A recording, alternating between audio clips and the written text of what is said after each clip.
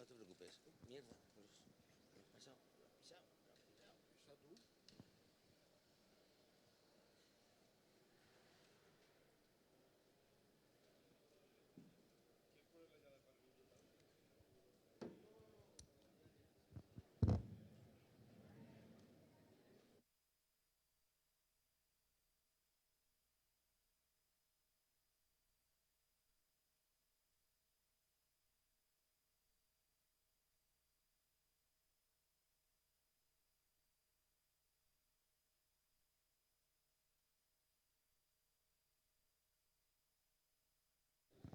Bueno, buenos días. El año pasado, cuando dimos la ponencia de Pablo Bizarri, que fue una ponencia maravillosa donde Pablo proviene del restaurante El Cano y fue el que emprendió el viaje a Cataria, en Cádiz, para transmitir esa cultura del pescado a la brasa que encontramos en la mayoría de asadores del País Vasco. Yo hice la presentación y me di cuenta que lo que es el concepto asador que conocíamos de los años 60, 70 y 80 cambia. Hoy cualquier restaurante, digamos, acomete con total normalidad tener un pequeño horno de Hosper o un pequeño camado, que es el último grito y la última revolución, y entonces el concepto asador ya no es el que era hace 30 años. Hoy cualquier restaurante puede ofrecer una chuleta, puede ofrecer un entrecot, puede ofrecer una variedad de carnes impresionantes y que no tienen nada que envidiar al concepto asador puro que puede ser esta representación de este artefacto, ¿no? Donde ocupa mucho sitio, donde el fuego está muy a la vista, que es muy vistoso, sí, pero no es realmente tan práctico como pudiera ser un Hosper o un camado, o un horno ¿Mi brasa? Mi brasa, correcto. Acorde con eso, sabemos que desde que pasamos la crisis de las vacas locas, el conocimiento de la carne se triplicó. La trazabilidad, que era un término totalmente desconocido, entró en nuestras vidas y sabemos más de la vaca que la pobre madre, ¿no? Entonces hemos hablado de maduraciones, hemos hablado de razas, hemos hablado de cortes, o sea, y todo en muy corto espacio, ¿no? Yo creo que hoy hemos traído un poquito una pequeña representación que la va a encabezar Carlos Catalá, de la carnicería Catalá de Aldaya, que viene de parte del gremio de carniceros de la Comunidad Valenciana, y luego van a venir 4 asadores, 3 asadores y un técnico y un periodista que para mí es posiblemente el que más sepa de carnes, que es Miquel Ceberio, y bueno, pues la amistad que nos une, pues yo le pedí que por favor viniera, trae a otro gran asador que es Miquel Zaldúa, y luego tendremos a Juan Travé y Ángel García del Templo. Juan Travé viene de Castellón, del restaurante Extinto Carnívoro. Así que, Carlos, cuando queráis empezar, estáis a disposición. Él trae carne de lío. El lomo que vemos aquí es una rubia gallega. Una rubia gallega. Bueno, lo primero Bueno, me presento, ¿vale? Carlos. Yo soy Carlos de Carnicería Catalá. Aquí está también Carlos, los dos, de Carnicería Catalá. Pues nosotros un poquito lo que nos dedicamos, somos una carnicería, tradición familiar hace más de 60 años, pero le hemos dado un poquito un vuelco a la empresa, le hemos dado un cambio, un giro y adaptado un poquito a la actualidad. Estamos muy centrados en lo que son razas autóctonas ibéricas, porque creo que es importante darle ese valor a nuestra tierra. Y sobre todo maduraciones extremas. Trabajamos, ahora vais a ver y vais a degustar luego unas carnes. Aquí veréis y luego os explicaré un poquito más el proceso de esa maduración, cualquier duda que tengáis. Aquí nos vamos a una auténtica rubia gallega con 240 días de maduración. Aquí tenemos una chuleta, ¿vale?, que hemos cogido del lomo intermedio, luego os explicaré qué parte del corte es, con 150 días. Como veis, es muy grande este animal y el solomillo muy pequeño, porque aquí hemos buscado otro tipo de solomillo. Aquí nos hemos ido a una de mis razas favoritas, que es la casina asturiana. Es un animal muy especial porque es desde el broce. Y por último, terminaremos con esto, que para mí es una auténtica joya. Siempre la tenemos en tienda, pero en especial esta pieza que tenemos ahora, porque nos vamos a una picaña de buey, que es una pieza que está en la parte de la cadera, con más de 1000 días de maduración. Esta carne está sacrificada el 24 de diciembre de 2019. Carlos, en el mundo de las maduraciones hoy van a haber distintas opiniones, todas serán respetables, ¿eh? Hay gente que le gustan las maduraciones extremas, como es el caso de nuestros amigos de Lío, la de Lino, de Ladi, y a otra gente. Poco a poco creo que esa tendencia ha ido disminuyendo. La vamos a ver hoy, pero vamos a ver todos los comentarios que hagamos o que hagan sobre las maduraciones extremas o no tan largas serán respetables en el sentido literal, ¿no? Por supuesto, aquí al final, en mi caso, lo que hemos hecho un poquito es especializarnos y centrarnos en esa línea. Creo que un negocio, al final, lo que no puedes abarcarlo todo. La importancia es especializarse. Vale. Sí que es verdad que lo de las maduraciones hay un hilo, o sea, un hilo muy corto entre maduración y putrefacción, ¿vale? Efectivamente, efectivamente. Por eso al final tenemos que estar rodeados de grandes profesionales. Yo lo digo, en mi caso, ¿tú maduras? No, yo no maduro. Yo al final soy un carnicero que lo que se dedica es a tratar bien el género, a saber servirse al cliente y transmitirlo. Al final hay otros profesionales, como es en este caso Lío, que son los que se encargan del tema de la maduración. Por tema de humedades, por tema de cámaras, al final eso hay que dejarle cada uno su... Es muy peligroso, ¿eh? Llegar a una maduración extrema, las bacterias pueden generar un problema. La falta de grasa, la falta de comer que le queda a la bacteria en el mundo de la carne es muy peligroso. Por eso hay que llevarla a un gran profesional, es el que tiene que desarrollar esa función. Eso es, eso es. Bueno, pues vamos a ir empezando, ¿vale? Lo primero que os voy a explicar, ¿vale? Así le vamos dando tiempo a Carlos. Voy a presentar a Carlos. Carlos Roldán es un chico de México que vino a España hace unos años. Él estudió cocina, estuvo junto con grandes como David Muñoz, estuvo en el grupo de sucursal de jefe de cocina. Y ahí donde nos conocimos, porque él y yo somos cocineros, y ya me lo traje a la carnicería y por juntos formamos un equipo muy grande. Luego probáis el stick tartar, esto es cosa suya, ¿vale? Porque hace poco nos dieron el premio a mejor stick tartar a la Comunidad Valenciana y uno de los grandes secretos de nuestro stick es este aceite, que luego os explicaré que es un aceite de una grasa de una vaca muy especial que tuvimos. Pues antes que nada vamos a hacer esto, ¿vale? Que quiero que lo probéis y que lo veáis, la picaña. La picaña al final, y ya en este estado en el que está, es prácticamente cecina, como habéis dicho muchos. Y la única diferencia entre esto y una cecina es que aquí no hay ningún proceso de curación, de ahumado, de salazón, no hay absolutamente nada. Es un trozo de carne que se deja madurar. Lo hemos dejado madurar durante 800 días más o menos en la pierna, directamente, ¿vale? Hay dos tipos de maduraciones, una dentro del animal y otra fuera del animal, ¿vale? Aquí lo que hemos hecho ha sido darle una gran parte dentro, porque si lo hubiéramos dejado más de 1000 días así, ahora mismo estaría seca, ¿vale? No, sería una mojama. Eso es, sería una mojama. Por eso hicimos la maduración dentro. Y luego ya lo extraímos, le dejamos el último proceso para que secase, sacase el moho y ya... La picaña no es la entraña argentina, ¿verdad? No, la picaña está en la cadera. Una parte de la pierna, eso correcto. Eso es. Por cierto, lo que ha dicho él, de que ahora va todo muy controlado con el tema de... Nosotros no compramos un lomo, no trabajamos con nada que no lleve esto, que es el DNI del animal, la etiqueta, ¿vale? Esto es lo que un veterinario pone en el matadero y esto así sabemos la maduración. El ADN, desde que nace hasta que es sacrificado, sí, hasta que llega la pieza a la carnicería o al restaurante. Aquí si podéis ver, bueno, ¿dónde lo puedo poner para que lo vean bien? Ponlo aquí, que desde arriba te lo... Vale. No, ¿aquí mismo? Bueno, aquí sí... No. A ver, ¿dónde lo puedo enfocar? Acércalo, déjalo. ¿Lo dejo dónde? ¿Dónde estaba? Sí, aquí. Ah. ¿Ahí? Y lo dejo ahí, no lo toco. Vale. Perdón. Vale. Bueno, aquí podréis ver, en este DNI que digo, en animal tiene 4, ¿vale? Uno en el delantero, uno en el lomo bajo, otro en la falda y otro en la pierna.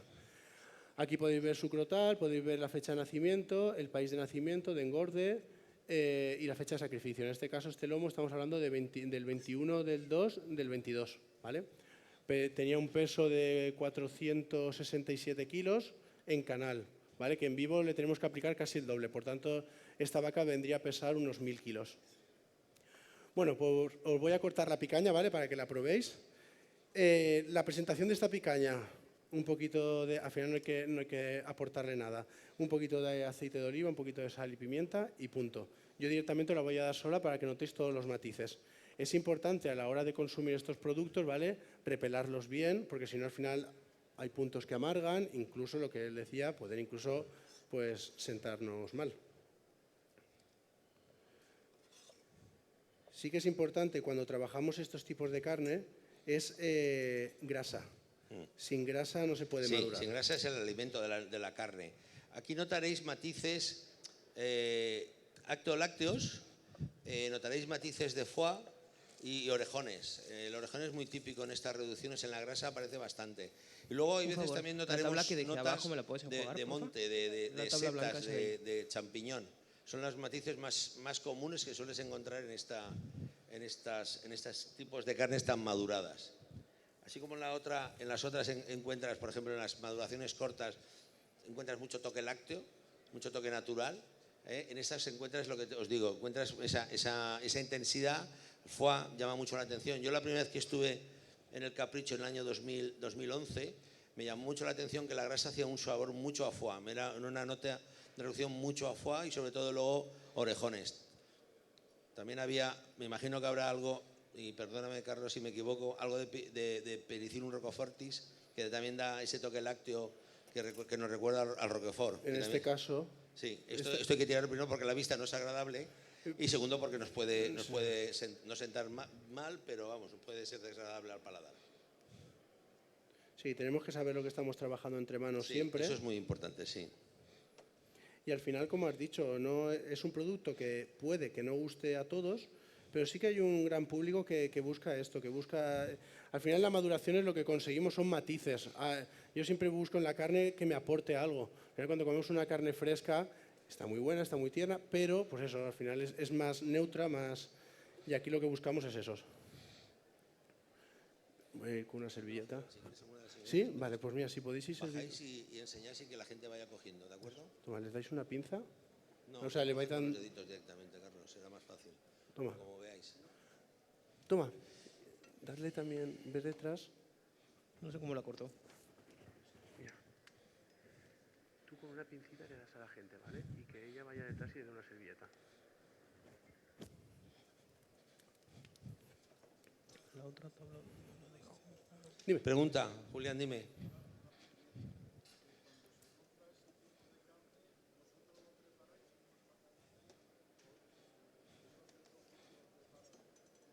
No, ellos te lo han ya preparado, ellos ya te lo dan como cecina. Nosotros lo que trabajamos es la canal entera, ¿vale? Nosotros la maduración como se hace es primero en canal. El primer proceso de asentamiento. Tenemos 6 tipos de cámaras. La primera de asentamiento, donde la carne está a unos 50-60 días. ¿Vale? Eso ya, otros ya la llamarían maduración, otros la llamamos asentamiento, que es cuando pierde toda la humedad la carne y cuando las mermas más grandes. Mira, el otro día tuvimos una vaca que en los 40 primeros días nos perdió 18 kilos. Claro, una merma importante. Las mermas son muy grandes las que tenemos aquí. Y luego ya lo que hacemos es con la bola, o sea, con la pierna, el delantero y la falda, con eso lo dedicamos sobre todo a hamburguesa y lo que es el lomo y solomillo, pues ya son piezas nobles. Vale. Mientras vais...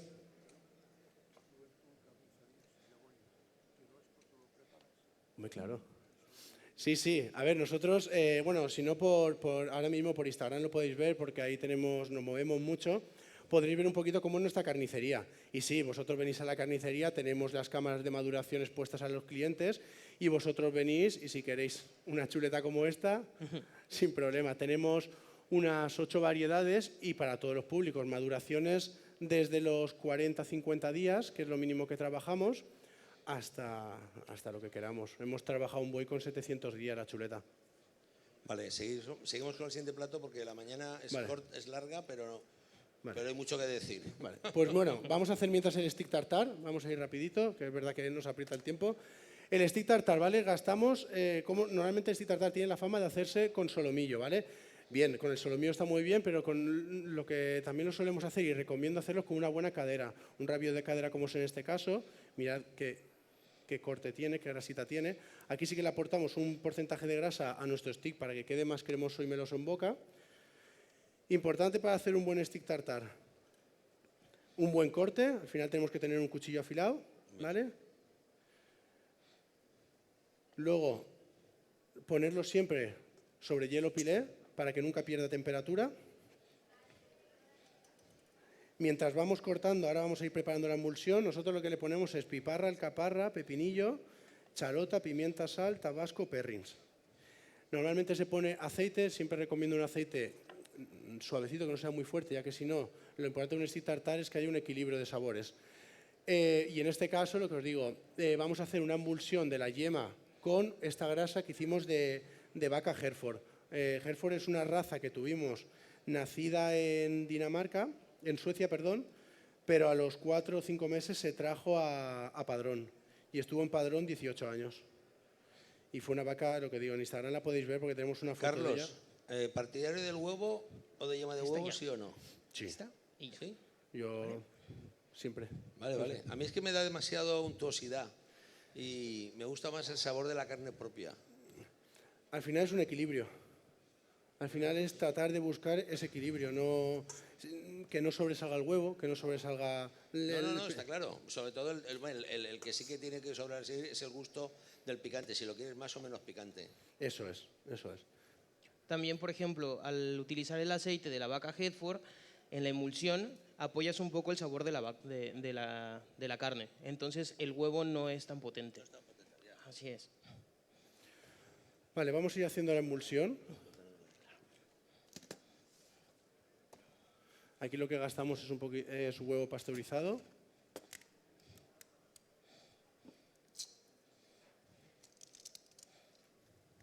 En el tema del stick, en Valencia era un total desconocido hasta mediados de los 80. No había casi ningún restaurante que lo hacía. Es posible que en los inicios el restaurante que había en el restaurante Viveros, que era el restaurante más set, más elegante que había en Valencia en los años 60 y 70, es posible que allí lo ofrecieran, pero hasta que no llegó Eladio y sobre todo el restaurante El Gastrónomo, que venía del Hotel del Montívoli de Alicante, fue cuando empezó a aparecer el stick tartar en Valencia.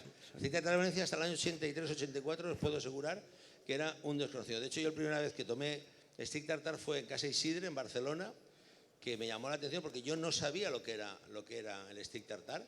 Y de verdad me gustó mucho porque me gustan esas sensaciones minerales, esas sensaciones potentes. Hay mucha historia sobre el stick tartar, que se dice que si los tártaros llevaban la carne entre la montura y el pelo del animal. Yo creo que esto es un poco literatura. Yo creo que no sé, Andoni, si sabemos que si hay una literatura ad hoc sobre la elaboración del stick tartar. Yo creo que puede ser que viniera más de Francia, de los años del siglo pasado, posiblemente de los años después de la guerra, de la Segunda Guerra Mundial, porque sí, sobre el carpaccio sí que hay una literatura que nace en Italia. El carpaccio sí que es más italiano y tiene más literatura, pero el stick tartar, Carlos, no sé si hay una literatura ad hoc sabemos de la historia realmente del stick tartar. Ahí me has pillado. ¿Eh? Ahí me has No, pillado. por favor, no, quería si vosotros manejabais algún tipo de información del stick tartar. Yo creo que no, yo creo que lo de los tártaros que llevaban entre la montura y el lomo del animal, creo que no es muy real, pero bueno, queda muy literato, queda muy históricamente, queda muy ocurrente, ¿no? A ver, ya hemos hecho la emulsión, ¿vale? En lo que ha explicado él es muy rapidita, ya que como lleva bastante materia grasa, lo que hemos hecho, le hemos metido aire, hemos hecho una especie de mayonesa, ¿vale? Con la grasa. La grasa de Hereford la hicimos porque cuando la compramos, cuando la pusimos colgada después de 120 días, a las 24 horas teníamos un charco de aceite en el suelo. Y cuando lo vimos, sobre todo le dije yo a Carlos, aquí tenemos que hacer algo. Y fue él que, mediante una infusión durante 3-4 días a fuego lento, consiguió un aceite de grasa de una vaca que es muy equilibrada, que no tiene matices de maduración fuertes, y eso lo que nos hace es que nos aporta más suntuosidad, que a ti no te gusta tanto, pero sí aporta más suntuosidad y no mata ningún sabor. No mata ningún sabor. Lo que es muy, muy loable de vuestra parte es que conseguís que no cuaje. Ahí va la explicación de eso. Lo que hacemos, que no debe ser fácil que no cuaje. Así es. Lo que hay que hacer, bueno, lo que hacemos es, utilizamos el trozo de grasa entero, como Utilizamos perdona que corte, Carlos, utilizamos esta parte, ¿vale? Aquí está lo que se llama la tapilla, o la doblada que se llama aquí en Valencia, y lo que hacemos es cortamos por aquí cuando vemos que es una buena vaca, en este caso de la Hereford, pero cuando se nos acabe, que solo nos queda ese aceite ya, tenemos otra vaca seleccionada para infusionar. Y quitamos toda la parte exterior de la grasa, la limpiamos y con eso hacemos la infusión. Así es. Después, en un bowl de cristal, hay que calentar la grasa de adentro hacia afuera. Entonces, la única forma de hacerlo es por medio de un poco del microondas, ¿no? Y controlando la temperatura para que no, digamos que oxide la grasa y eso hace que cuaje. Entonces, en ningún momento llega a tocar ni los 90 ni siquiera 80 grados la grasa. Entonces, hay que hacerlo con temperatura controlada y los tiempos muy bien marcados. Después de que se infusiona la grasa 3 veces, lo dejamos macerando 3 días.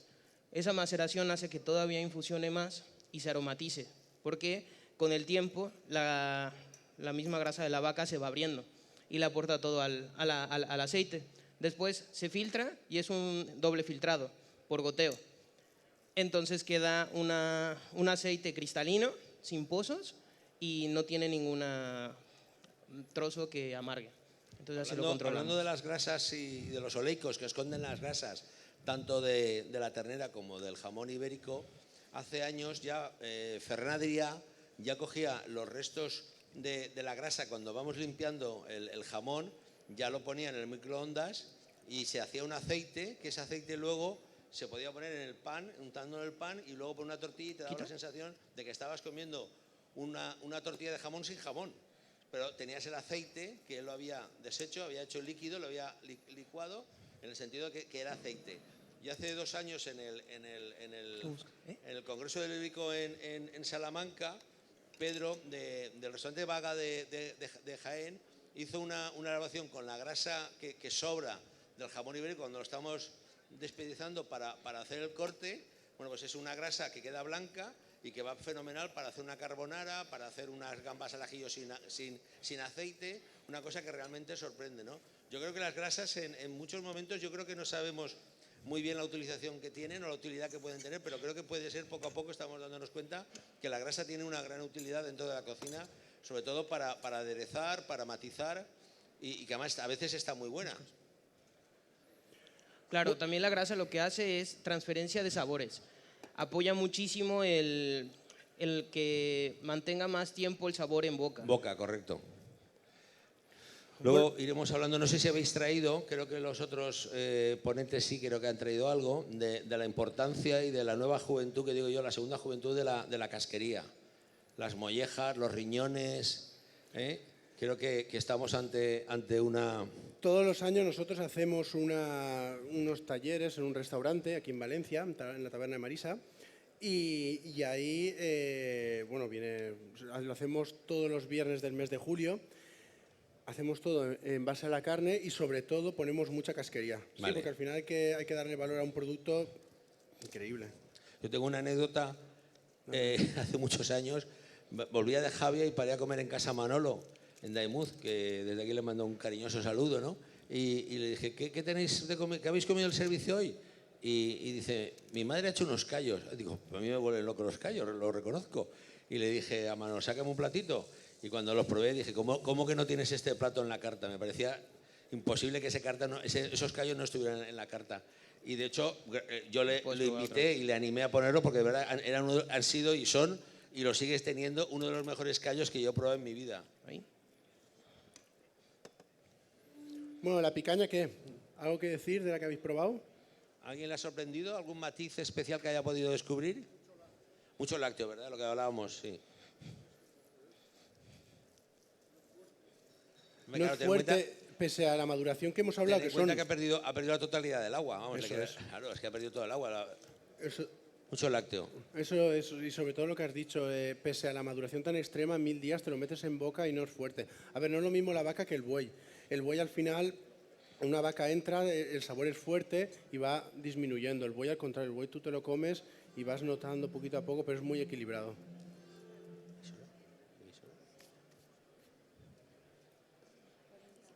Vale. ¿Cómo podemos dar el stick? Vale, pues... Voy mientras cocinando la chuleta.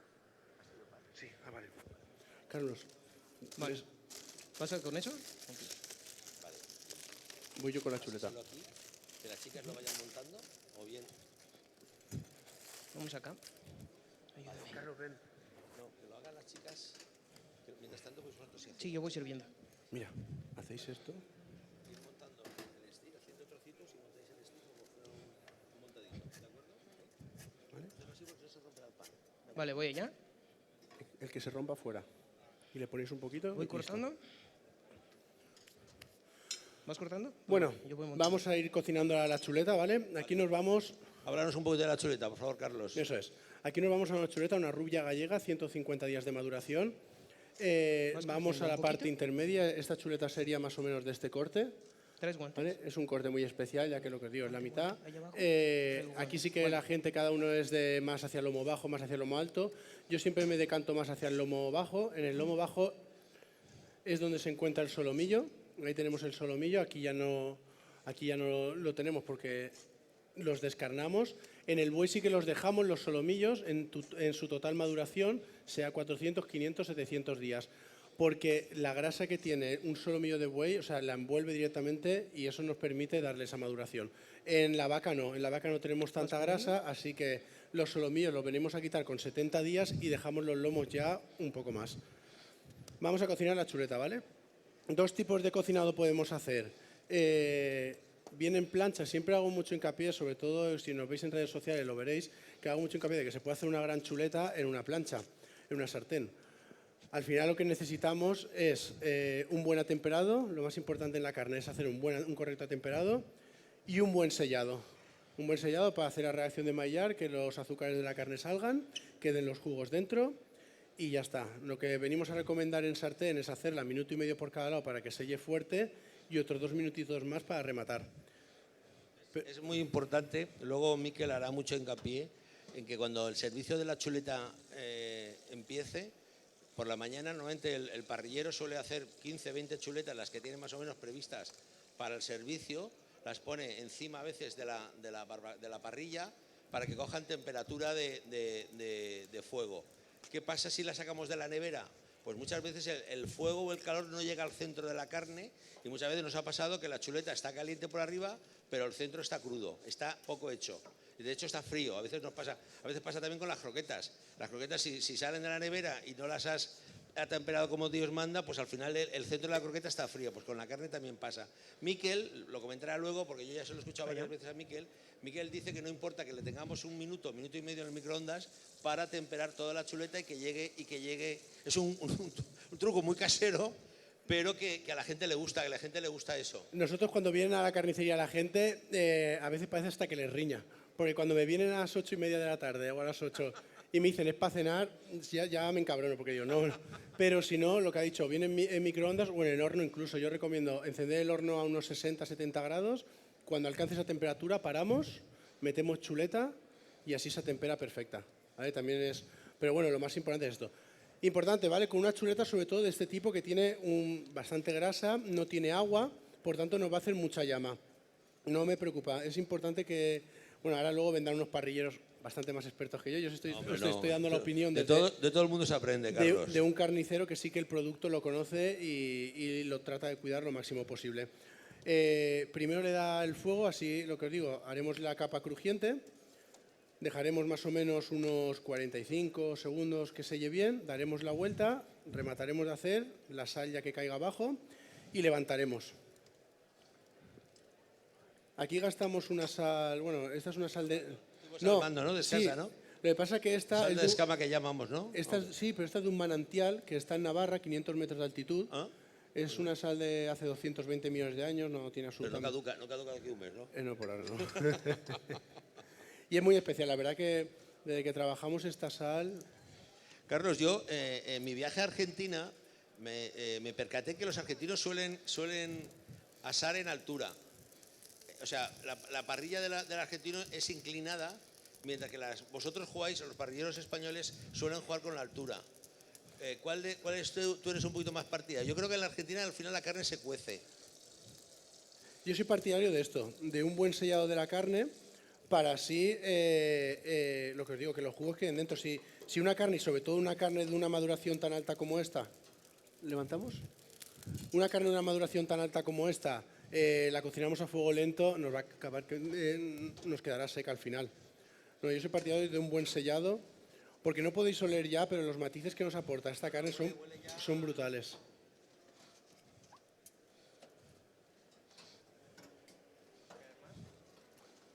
No, así bien. Vale. hemos subido la altura, que es lo que comentábamos sobre la técnica de asar argentina, pero hemos subido la parrilla para que se siga haciendo, pero ese calor que llega ya no, digamos, no ataque a sus dos caras, sino que ese calor que llega vaya más hacia el centro, que es lo que realmente matizará mucho más la carne y quitará la posible, esa huella que a veces queda en el plato, que tampoco es a veces desagradable. Unos 25. Mientras vamos haciendo la chuleta, ¿vale? Vamos a hacer que no tiene mucho que ver con la cocina, pero sí que para algunos platos de carne y de pescado va muy bien, que lo gastamos nosotros mucho, que es un tofe de ajo, que ahora vais a ver mientras terminamos de hacer eso. ¿Perdona? Un tofe de ajo. Un trozo de ajo. Tofe de ajo. Doce de ajo. Tofe. Vale, para hacer este tofe es muy simple. Tofe de ajo, perdón, tofe de ajo, perdón. Es muy simple, ¿vale? Gastamos la misma cantidad de azúcar que de nata, ponemos 150 en este caso de nata, de azúcar. Partimos una cabeza de ajo.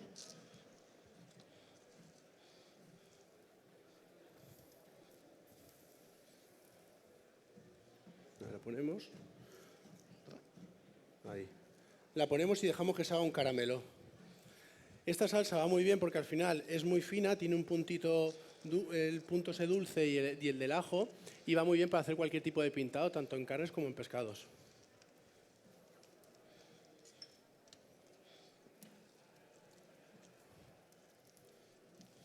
Sellamos un poquito por la parte de la grasa.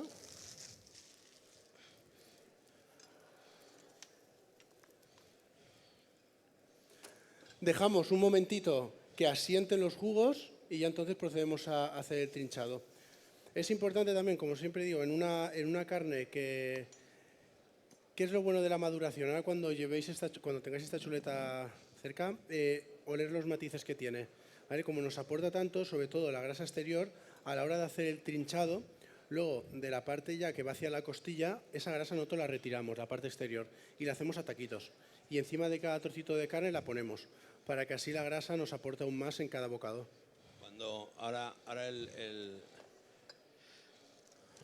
Cuando José Gordón en el Capricho suele trocearla y luego saca todo lo que es la grasa y las partes que rodean a la ternera, y luego les da un golpe de horno para hacerlas y comerlas. Eso es. Bueno, y en este caso no, ¿vale? Pero como ha dicho José Gordón, también lo que hace, por ejemplo, es separar los músculos, sí. Pero eso ya nos iríamos más hacia el cabecero. Y ahí separaríamos los músculos de la chuleta. Hay una cosa fundamental en el mundo de la carne, una buena herramienta. Hay que tener buenos cuchillos. El cuchillo, tú tienes que mandar el cuchillo no puede mandar de ti. ¿No? La fuerza no es la más favorable para trabajar con un cuchillo. Los cuchillos siempre tienen que estar muy bien afilados porque te puedes jugar un dedo por forzarla a esto y se te va y puedes tener un problema. ¿Correcto, Carlos? Así es, sí. Siempre trabajar buenos cuchillos, tanto en este caso como sobre todo, por ejemplo, en el stick tartar que hemos hecho. ¿Vale? Porque en productos como el stick tartar es importante que sea un buen corte. Una de las cosas que son peculiares de nuestro stick es que al trabajar carnes tan maduradas veréis que en boca es mucho más untuoso, es mucho más cremoso, ya que el solomillo ha perdido la totalidad de su humedad. Como podéis ver, es un solomillo pequeño. ¿Vale?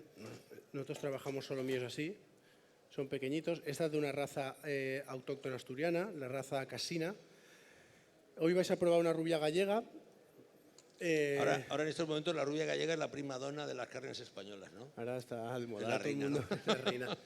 Es la reina, pero es la más conocida, pero para mí es más especial, por ejemplo, una casina. La casina. Sí, porque la casina es una vaca muy inquieta que le gusta mucho las zarzas, le gustan mucho las hierbas aromáticas, los hongos, y eso hace luego que en boca sea súper aromática, súper sabrosa.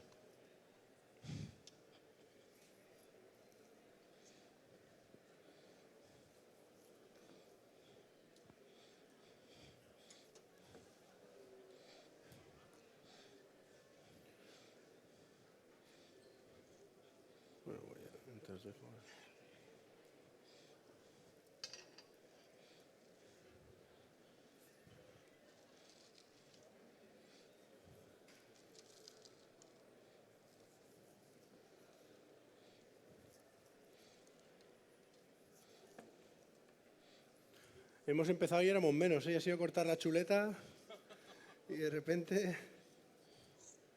¿Esto está encendido? ¿Me lo puedes? ¿Esto está encendido? No.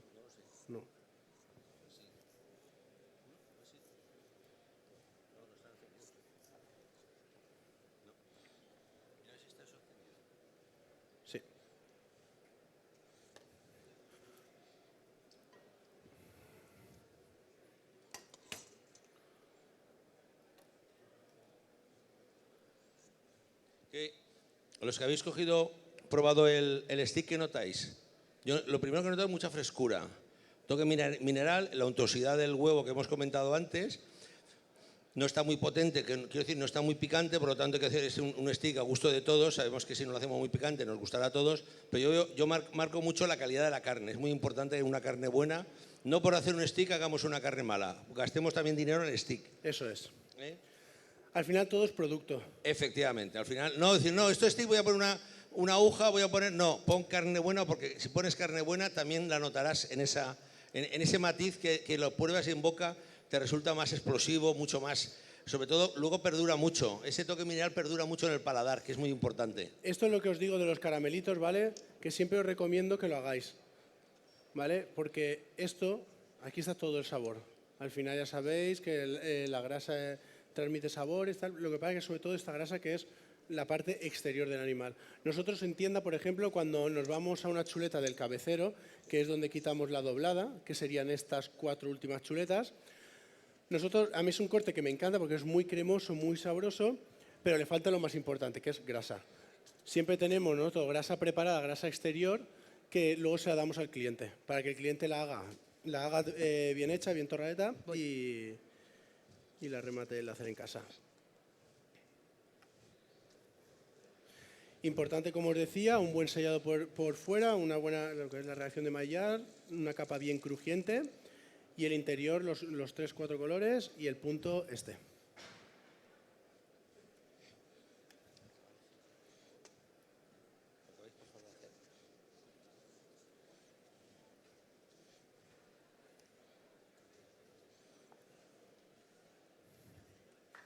¿Quieres que pase también la carne, Carlos, o cómo quieres? Sí, si queréis ir pasando la carne. Sí, hazme un favor, mientras una...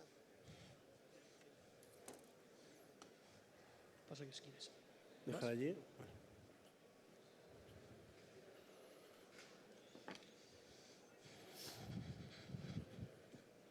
Espera. Sí, darme un plato y os voy poniendo. Sí, a las... Si queréis, cuando acabéis de hacer las fotos, pasarán la carne para que los que quieran la puedan probar. Eso es, ponemos lo que es el azúcar, Primero ¿vale? hacer Ponemos la las cabeza de fotos, ajo y cuando dejamos que acabéis, poco a poco se pasaremos vaya la haciendo carne para que caramelo. alguno la pueda probar. Eso es, a fuego le diré lento. ahora que corte un par... Sí, se hace así un buen se hace un caramelo y ahora ya cuando tengamos el caramelo hecho echaremos la nata. Se hará un bloque, de repente se hará como una pelota, ya dejamos que funda poco a poco, colamos y lo bueno es que es una salsa que tanto en frío y en caliente podemos jugar con ella. Vale para carnes, vale para pescados, vale para cualquier...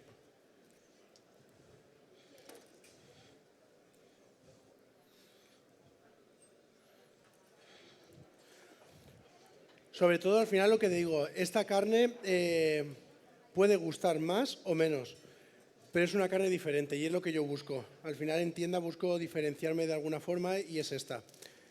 Cuando empezamos nosotros con las maduraciones tan extremas aquí en Valencia, venía la gente y le costaba, al principio costaba. ¿Y sabe por qué? Porque nos decía, yo que he tenido, casi todo el mundo venía a la carnicería diciéndome que había tenido una mala experiencia. Yo creo que aquí casi todos hemos tenido malas experiencias con las maduraciones. Por eso al final hay que hacer una correcta maduración. Con el paso del tiempo nos hemos ido asentando hasta que a día de hoy pues estamos... Yo creo, Carlos, que en el mundo de las maduraciones ha hecho mucho empirismo, en el sentido de prueba, error, prueba, error, prueba, error, para saber cuáles eran los puntos óptimos y qué tipo de carne, a lo mejor coge mejor una maduración extrema y qué tipo de carne no la coge tanto. Primero, claro, por la infiltración de la grasa, que es algo muy importante. Eso es. Al final hay que buscar carnes grasas, lo que ha dicho, prueba, error. Y a ver, bueno, muchos estudios han habido detrás para poder al final hacer esto, que no es cualquier cosa, lo que digo. Estamos hablando de una putrefacción controlada de la carne.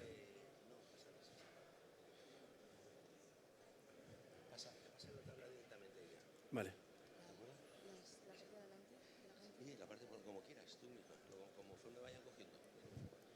Con servilletas. Espera. Voy detrás de ti. No te vayas. ¿Alguna duda? Ya va cogiendo esto. Ya huele a arroz al horno. Está claro que si hay algo de expresividad es el olor de la grasa que va poco a poco va invadiendo la sala.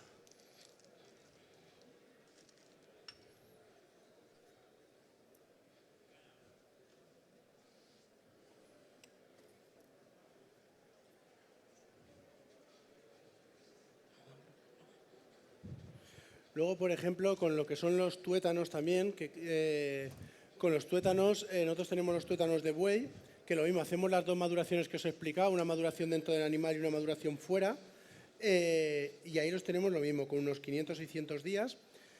Luego por encima le queda muy bien poner la picaña que habéis probado.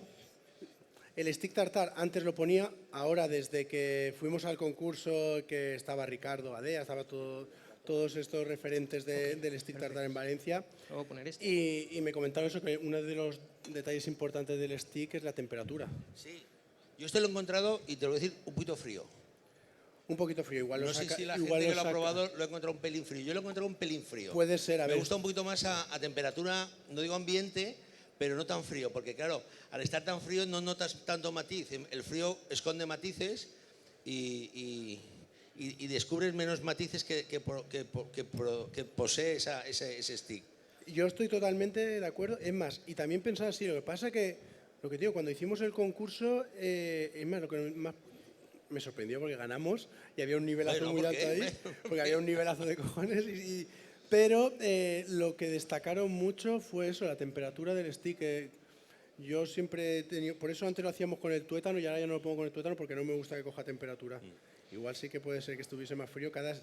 El stick tartar es un plato que cada día sale diferente, no es una receta porque no tenemos el mismo golpe de los 30 gramos de pepinillo, los 30 gramos de mostaza, los 40 gramos del huevo, ¿sabes? Ahora, muchas veces el stick tartar posiblemente, a lo mejor algún día surgió que a alguien le quedó en el trozo de carne en la nevera, se le iba haciendo malo y dijo, pues voy a hacer algo. Entonces cogió, ¿qué le metió? Que para esconder un sabor malo, ¿qué tengo que meter? Especias. Meto especias, meto mostaza, meto pimienta negra, meto encurtidos, y entonces lo que estoy es escondiendo, digamos, ese toque malo. Quiero decirte, un poco nos recuerda, si alguien, ahora ya no, pero hace un par de siglos los flambeados eran los productos más típicos para los pescados. ¿Por qué? Porque a veces llegaba el pescado muy justito a la pescadería, forma de enmascarar los olores ya de putrefacción, pues hacer un flambeado. Metemos un flambeado y todos esos olores que no son agradables al paladar ni al gusto, pues bueno, pues se quedan muertos por la fuerza del fuego. Pues posiblemente en una cocina de un cocinero, pues dijeron, oye, nos queda este trozo de solomillo, ¿qué hacemos? Oye, pues vamos a meterle especias, vamos a meterle mostaza, vamos a meterle encurtidos y así matamos ese sabor. Pues posiblemente así naciera el stick. Y la anécdota esa de que nos cuentan a veces que los jinetes tártaros de Atila que iban recorriendo el mundo, bueno, pues igual queda dentro de la literatura heroica, de la literatura de Julio Verne o de los grandes literarios, o de Walter Scott, que siempre contaban más hazañas heroicas. Hay que reconocer que tras la... Perdona un segundito, ¿vale? Ya tenemos el caramelo hecho. Ahora ya ponemos lo que es la nata por encima. Ahora se hará un bloque enseguida, dejaremos que funde, que se haga líquido. Y ya tenemos, lo que digo, una salsa que va muy bien para carnes, pescados, para todo. Y que lo bueno que en frío la podemos trabajar muy bien. Luego la metes en un biberón. ¿No la conocía esta emoción? No la conocía y me parece muy interesante. Pues te va a sorprender el sabor, ¿eh? De verdad, ¿eh? Sorprende. Sí, sí. Luego. Bueno, lo importante, Carlos, es gente como tú, gente joven, que apuesta por un negocio que en su día fue familiar, que lo mejoráis, que buscáis esa ilusión de tener tu empresa, de tener tu trabajo y de generar empleo, ¿no? Yo creo que es lo importante, por tu parte, lo que nos has demostrado hoy, que es la ilusión por un mundo cárnico, y creo que me parece maravilloso y precioso que hayas apostado por ese mundo. La verdad que estamos muy contentos. Es más, luego a las 5 damos una mesa redonda sobre el futuro de la carnicería artesana. Y yo veo un futuro muy bueno al negocio. Veo un futuro muy bueno. Al final lo que tenemos que hacernos es adaptarnos a los nuevos tiempos. Es verdad que la carnicería clásica, como cualquier negocio clásico, tiene los días contados porque ahora buscamos algo más, buscamos que cuando vamos a comprar, si nos desplazamos a un sitio, es porque nos tiene que aportar algo. Pero nosotros, lo que os digo, cambiamos un poquito el concepto de la carnicería clásica. Comenzamos mi pareja y yo, y ahora mismo ya somos 12 personas en la tienda. Nos hemos rodeado de un gran equipo, sobre todo lo que digo, yo empecé en cocina. Hace poco estaba yo aquí también como alumno en Gastrónoma y Y pues también me rodeo de un gran equipo como es Carlos, que es un gran cocinero, y varios chicos más que vienen de grandes restaurantes. Muy bien. Pues vamos acabando, Carlos. Vamos acabando. Que ya está Ángel García del Templo de Alicante. Dame un bol.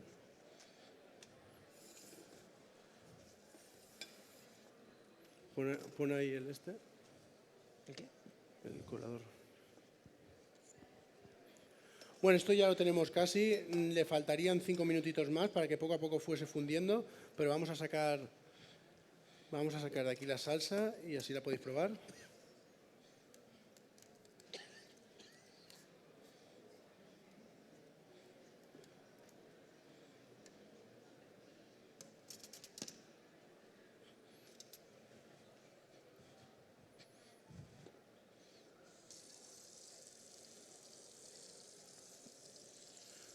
Bueno, habías dicho que iba a haber mucho jaleo con las maduraciones y Bueno, vamos a Por ahora- esperar a que acabe hemos visto tranquilita la cosa. las ponencias.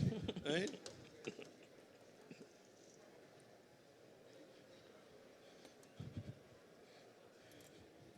Un poco de papel.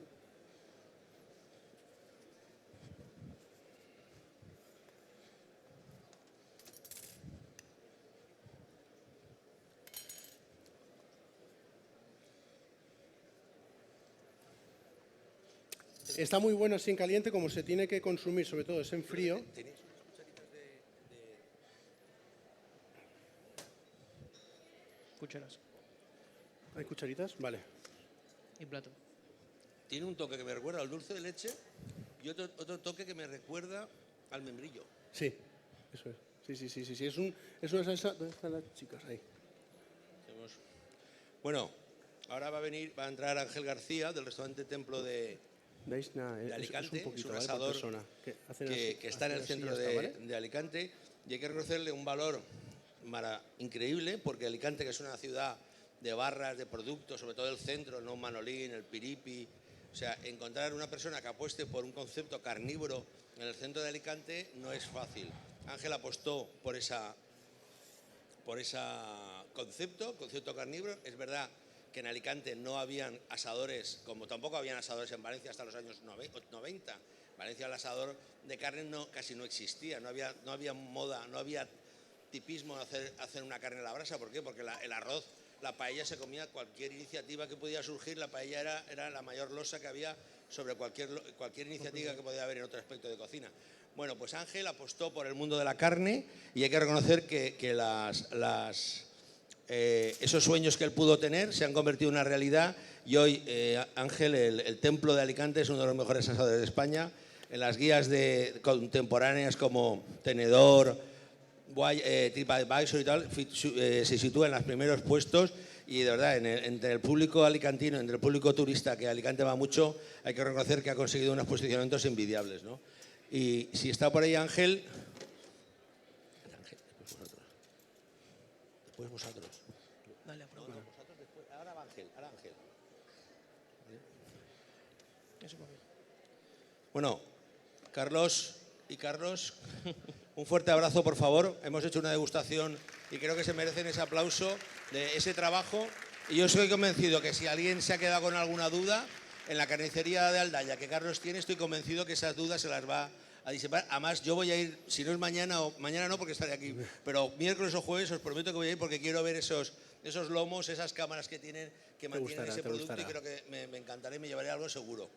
Bueno, muchas gracias a todos por venir, gracias a Gastrónoma por invitarnos, y cualquier cosa estamos ahí en Aldaya. Muchas gracias.